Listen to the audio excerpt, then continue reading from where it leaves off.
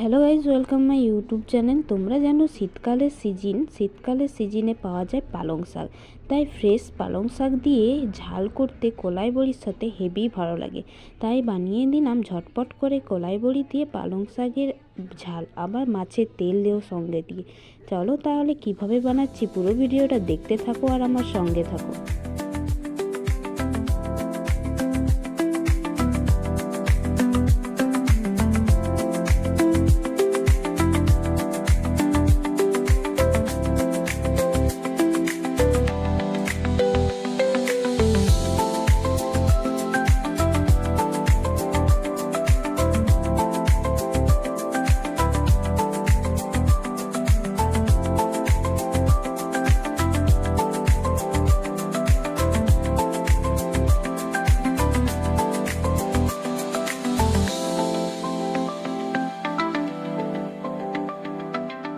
এই রেসিপিটা ঝটপট করে বাড়িতে বানিয়ে নিও। যদি ভালো লেগে থাকে একটা লাইক আর সাবস্ক্রাইব করে দিও।